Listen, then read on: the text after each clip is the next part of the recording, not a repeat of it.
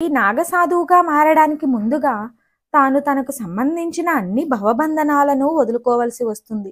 అందుకే కుంభమేళా జరిగే సమయంలో అక్కడి వారికి తొలి ప్రాధాన్యం ఇస్తుంటారు. వీరు ధరించే విభూది నామాలు మరియు రుద్రాక్షల ద్వారా ఏ ఆగడాకు చెందినవారో తెలియజేయబడుతుంది. ఒక వ్యక్తి నాగసాధువుగా మారాలంటే ముందుగా ఆగడా పెద్దలను కలిసి వారి వివరాలు తెలియచేయాలి. వీరు చెప్పిన సమాచారం నచ్చితే వారిని స్వీకరిస్తారు, లేదా అక్కడే రామ్ రామ్ చెప్పేస్తారు. ఒకసారి వద్దు అనుకుంటే మళ్ళీ జీవితంలో వారిని స్వీకరించరు. వీరికి అక్కడ 6 నెలల నుండి 12 సంవత్సరాల వరకు శిక్షణ ఉంటుంది. ఆ సమయంలో వారికి ఎంతో కఠినమైన శిక్షణ ఇవ్వబడుతుంది. ఇంకా యోగా మరియు ధ్యానం లాంటి వాటిలో శిక్షణ ఇస్తారు. మన మహారుషులు తపస్సు అనే పేరుతో వీటితోనే ఎన్నో అద్భుతమైన ఫలితాలను పొందేవారు. కొందరికి తెలియని విషయం ఏమిటంటే అఘోరాలు వేరు, నాగసాధువులు వేరు. నాగసాధువులు శాకాహారులు. వీరు నేలపైనే నిద్రించాలి, రోజులో ఒకసారి మాత్రమే భుజించాలి. వీరు భిక్షాటన ద్వారా తమ ఆహారాన్ని వారే సంపాదించుకోవాలి. అది కూడా వారు రోజుకు 7 ఇళ్ల ముందు మాత్రమే భిక్ష అడగాలి. ఆ ఇంటి వారు ఏది ఇచ్చినా మహాప్రసాదంగా స్వీకరించాలి. వారు ఏమీ ఇవ్వనిచో శివాజ్ఞ అని ఉపవాసం ఉండవలసిందే. వీరు దిగంబరంగా జీవించాల్సి ఉంటుంది. శిక్షణ తొలి రోజుల్లో ఒక కాషాయం అంగవస్త్రం మాత్రమే ధరిస్తారు. శిక్షణ కాలం పెరిగే కొద్దీ విభూదిని మరియు రుద్రాక్షలు మాత్రమే ధరిస్తారు. వీరు ప్రధానంగా 5 దేవతలను మాత్రమే పూజించాలి.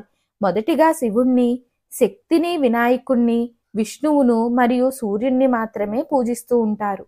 ఆగడాలకు వచ్చిన వారికి అంచెలంచెలుగా శిక్షణ ఇవ్వబడుతుంది. ముందుగా వీరు అవధూతగా మారాలి.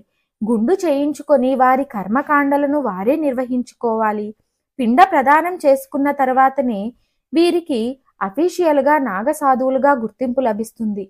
ఇక్కడ శిక్షణ కాలంతో పాటు వారి హోదా కూడా పెరుగుతూ వస్తుంది.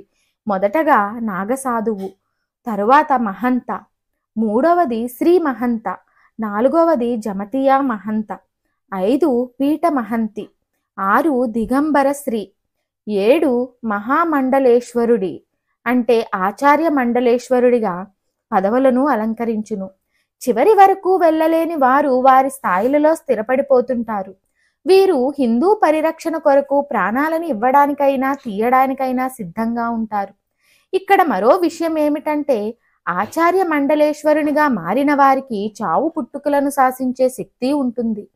వీరు ఎంత కాలమైనా నిద్ర మరియు ఆహారాలు లేకుండా జీవించగలరు. వీరు మనుష్యులకు కనిపించేందుకు ఇష్టపడరు. హిమాలయాల నడుమ కొండ గుహలలో నివాసాలు ఏర్పాటు చేసుకొని నివసిస్తుంటారు. కొన్ని సందర్భాలలో మాత్రమే సూక్ష్మ రూపులుగా దేశం నలుమూలలా సంచరిస్తూ ఉంటారు. ధర్మ పరిరక్షణ గాడిపడిన రోజున కాలరుద్రులుగా మారుతూ ఉంటారు. శిక్షణలో ఉన్న నాగసాధువులను మనం కాశీ, హరిద్వార్ లాంటి ప్రదేశాలలో ఉన్న ఆగడాలలో కొన్ని అనుమతుల ద్వారా దర్శించవచ్చును. అక్కడ మహిళలకు ప్రవేశం నిషిద్ధం. ఇకపోతే నాగసాధువులు లక్షల్లో కుంభమేళానికి వస్తారు. వీరు వచ్చే సమయాలలో ట్రాఫిక్ ఉన్న జాడలు ఉండవు. ఎక్కడ హోటల్లో ఆహారం తీసుకున్న దాఖలు ఉండవు. వీరు కేవలం సూక్ష్మ రూపంలో ఆహారాన్ని నింపుకుంటారు. ఒక్కసారిగా లక్షల్లో వచ్చి కొద్ది దూరం వెళ్ళాక ఎవరికీ కనిపించరు. మరిన్ని ఆధ్యాత్మిక విషయాల కోసం మా ఛానల్ను సబ్స్క్రైబ్ చేయండి. వీడియో నచ్చితే లైక్ చేయండి, షేర్ చేయండి, కామెంట్ రూపంలో మీ అభిప్రాయాన్ని తెలియచేయండి.